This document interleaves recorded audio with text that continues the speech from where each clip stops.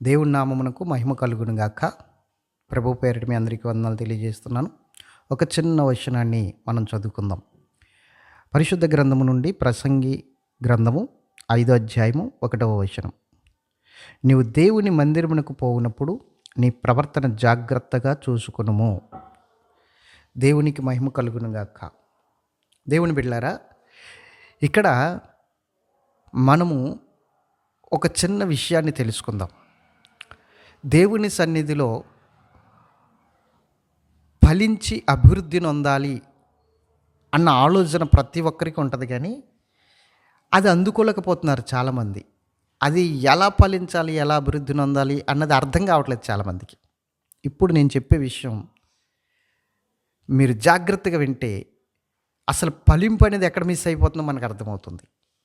దేవుని సన్నిధిలో ఎందుకు ఫలించలేకపోతున్నాం, ఎందుకు దేవుని సన్నిధిలో మనము ఆశీర్వదించబడలేకపోతున్నాం, దేవుని సన్నిధికి వెళ్తున్నా కూడా మనం ఎందుకు ఆయనకి సాక్షులుగా బ్రతకలేకపోతున్నాం, లోక సంబంధమైన వ్యక్తుల కన్నా మనం ఇంకా ఎందుకు దిగజారిపోయే పరిస్థితుల్లో ఉన్నాం అన్నది మనకు అర్థం కావాలి. ఎందుకు అంటే ఇక్కడ మీరు గమనించండి, మనము ఫలించి అభివృద్ధి నొందాలి అంటే దేవుని సన్నిధికి వచ్చే విధానం మారాలి. మొట్టమొదటిగా ఏమిటి ఆ విధానం? మనం మార్చుకోవలసిన విధానం ఏంటో చెప్పనా? మనం దేవుని సన్నిధికి కేవలం మొక్కుబడిగా వస్తున్నాం అంతే. దేవుని సన్నిధికి కేవలం వెళ్ళాలి అన్న ఆలోచనతో వస్తున్నాం. ఆదివారం వెళ్ళాలి, శుక్రవారం పెడుతున్నారు కాబట్టి వెళ్ళాలి, లేదంటే ఏదో మిగతా రోజులు ఏయో పెడుతున్నారు కాబట్టి వెళ్ళాలి అన్నట్లుగా వెళ్తున్నాం. కానీ మనము మనస్ఫూర్తిగా దేవుని సన్నిధికి లోబడి దేవుని యందు భయభక్తులు కలిగి మనం వెళ్ళట్లేదు. అందుకని నేను చెప్పే విషయం మీరు అర్థం చేసుకోండి. నేను చెప్పే విషయం ఏంటంటే, నువ్వు దేవుని మందిరమునికి వెళ్ళిన తర్వాత ఆ దేవుని యొక్క ప్రభావం, దేవుని యొక్క శక్తి, దేవుని యొక్క అభిషేకం నువ్వు అనుభవించాలి అంటే ఖచ్చితంగా నువ్వు మందిరానికి వెళ్ళే విధానం మార్చుకోవాలి. భయభక్తులతో రావాలి దేవుని సన్నిధికి. ఎందుకు చెప్పనా? దేవుని సన్నిధికి అంటే ఇక్కడ అంటున్నాడు, నువ్వు దేవుని మందిరమునకు పోవునప్పుడు నీ ప్రవర్తన జాగ్రత్తగా చూసుకొనుము అంటున్నాడు. దేవుని మందిరమునకు పోవునప్పుడు అసలు మందిరం అంటే ఏమిటి? మందిరం అంటే ఏమిటి చెప్పనా? మందిరములో మొట్టమొదటిగా మనకి క్షమాపణ దొరుకుతుంది. క్షమాపణ, మన పాపములను ఒప్పుకుంటే క్షమించబడే స్థలమది మందిరం అంటే. మనల్ని క్షమించే స్థలం. దేవుడు మనల్ని కలుసుకుని మన పాపములను మనం ఒప్పుకున్నప్పుడు, మన అపరాధములను మనం ఒప్పుకున్నప్పుడు, మన అతిక్రమములను మనం ఒప్పుకున్నప్పుడు ఆయన నమ్మదగిన దేవుడు గనక క్షమించి ఆయన రక్తముతో కడిగి పరిశుద్ధపరిచే స్థలము దేవుని మందిరము. క్షమించే స్థలం మొట్టమొదటిగా. రెండవది, దేవుని స్థలములో ఆ దేవుని సన్నిధిలో మనకి దొరికేది ఏమిటో తెలుసా? దేవుని యొక్క వాక్యము, అనగా దేవుడు తన మాటలను మనకి తెలియజేసే స్థలం అది. దేవుడు మనతో మాట్లాడే స్థలం అది. దేవుడు మనతో మాట్లాడబోతున్నాడు ఆ స్థలంలో, దేవుని సన్నిధిలో. కాబట్టి దేవుడు మనతో మాట్లాడే స్థలం అది. మనం మాట్లాడడానికి కాదు అక్కడికి వెళ్ళేది, ఆయన మాటలు వినడానికి వెళ్ళాలి. ఆయన మనతో మాట్లాడతాడు కాబట్టి మనం వెళ్ళాలి.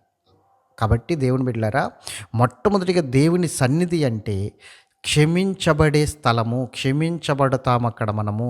దేవుడు మనల్ని క్షమించే స్థలం అది, క్షమాపణ దొరికే స్థలం. దేవుని మందిరం అంటే క్షమాపణ దొరికే స్థలం.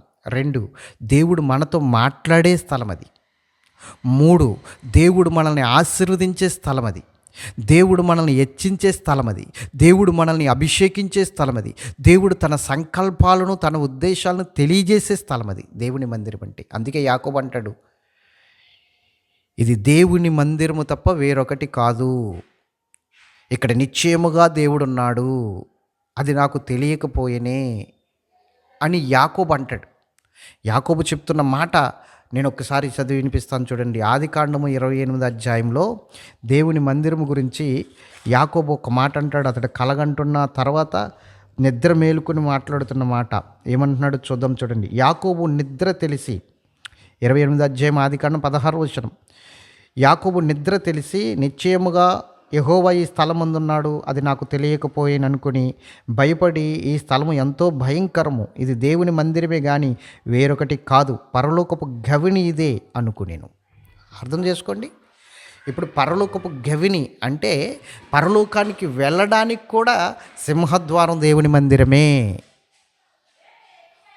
పరలోకం వెళ్ళడానికి కూడా సింహద్వారం దేవుని మందిరమే. అంటే మరి దేవుని సన్నిధికి వచ్చిన తర్వాత నీకు క్షమాపణ దొరకాలి. దేవుని సన్నిధికి వచ్చిన తర్వాత దేవుడు నీతో మాట్లాడడం ప్రారంభించాలి. దేవుని సన్నిధికి వచ్చిన తర్వాత నీవు ఆశీర్వదించబడాలి. దేవుని సన్నిధికి వచ్చిన తర్వాత నీవు దేవునికి ఒక సాక్షిగా నిలబడాలి. ఎప్పుడైతే ఇవన్నీ నీకు జరుగుతున్నాయో అప్పుడు నువ్వు ఫలించటం మొదలవుతుంది, ఆశీర్వదించబడడం మొదలవుతుంది.